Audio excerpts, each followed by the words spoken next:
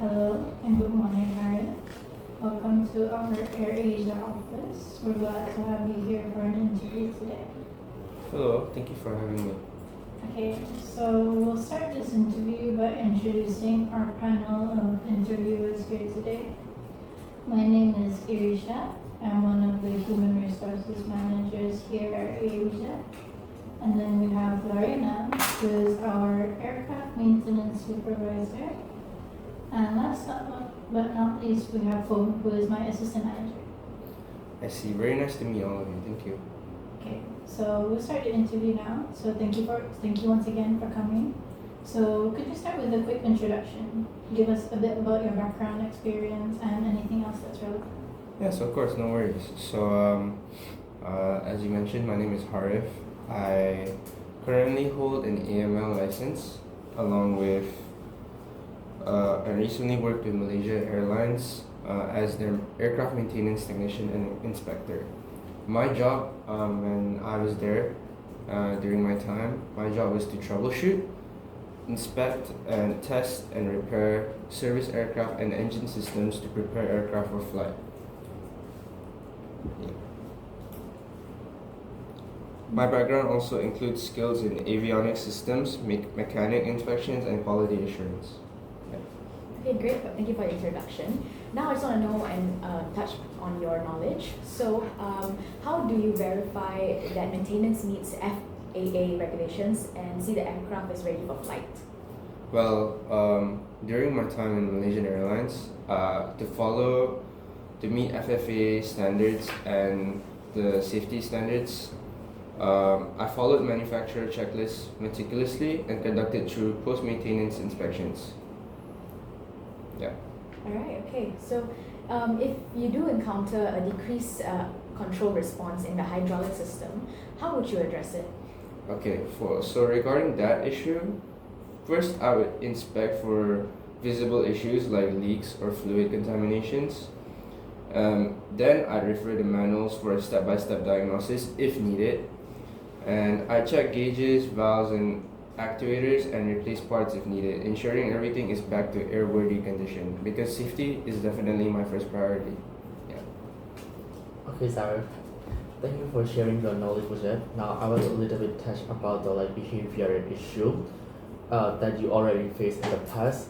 So could you tell us about a challenging maintenance issue you have already handled in the past?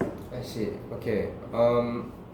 Well, there are a lot to pick from, definitely. The one that I feel like stands out the most was in a tight schedule, I discovered a mechanical defect on the plane and I reported it immediately with the lead technician at the time. And I collaborated with him to resolve it as quickly as possible without compromising any safety, while also trying to avoid delays and all that stuff. And it was a valuable experience for me in balancing efficiency along with caution. Yeah. Yeah, I see. Yeah, I believe that made the best experience of your life. After having this situation, may I know how do you handle miscommunication with your team? I see. Okay. For me, I feel like when you are working in a team environment, miscommunication is always bound to happen. And for one instance, I noticed my team member, he couldn't really understand instructions too well. And instead of making a big deal and a fuss out of it, I stopped. I used simpler terms and visual aids because some people learn better through visual learning. And I try to help to clarify the task for him, which I feel strengthened our teamwork along with our overall clarity. Yeah. All right. Appreciate the answers. So I'm going to ask you some scenario questions. So just answer with whatever comes to your mind and how you respond to these situations. So let's say you found yourself with a critical issue with the aircraft maintenance just before a flight is meant to take off. But your team is under a time pressure to meet the flight schedule. What would you do? Well, first and foremost, the first thing I have to address is that safety has to come first. So first thing I would do is I report the issue and communicate potential delays and try to help resolve it quickly, but that wouldn't be my main priority. I would definitely be putting safety first as is essential in my opinion.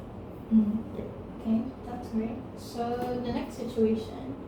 When doing a routine maintenance check, what would you do if you found out your equipment was malfunctioning or insufficient? Well, definitely I immediately report it, seek a replacement, and update my supervisor. Those are my first course of actions. I've often had to work around equipment issues. This is a normal thing, especially in Malaysian Airlines. Um, I find myself pretty comfortable in these situations. Yeah. Okay, so speaking of talking to your supervisor, how would you approach your supervisor about an error if you found one during your inspection? Well, if possible, I would definitely try to address the error first. However, obviously, in some complex issues and more complicated issues, I inform my supervisor promptly, providing relevant details to resolve it without disrupting operations. Alright, okay, so I just want to go on compliance. So how do you ensure you comply to maintenance regulations in the previous job that you had in Malaysia Airlines?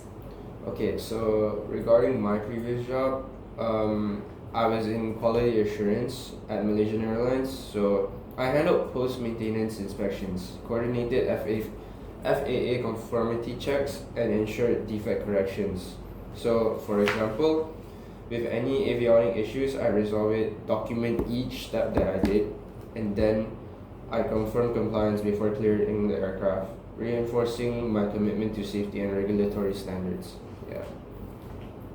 Okay, thank you for sharing your knowledge and experience for that. Now, do you have any question? Actually, I have one question at the top of my mind. So I'm curious more to learn more about AirAsia's maintenance protocols and also like the professional development opportunities for technicians like me here, because I want to know where I can go further in this new company. Okay, that's a great question. So our maintenance protocols in AirAsia prioritize a high standard of safety and efficiency. We adhere closely to regulatory guidelines and the best practice across the aviation industry. We also follow a structured manufacturer recommended checklist and conduct regular audits to ensure our procedures align with both local and international standards as well. Understood. So as for the professional development, at AirAsia, we do offer various training programs tailored to enhance your technical skills, regulatory knowledge, and soft skills. So this would include like teamwork and communication. However, specifically for technicians, we can also pursue an advanced certification for you, and we provide growth paths within the company to foster your career. Okay, understood. Okay, thank you so much. I really appreciate it. Okay, thank you, Harif. We will be contacting you soon for the next step. Yeah. All right. Thank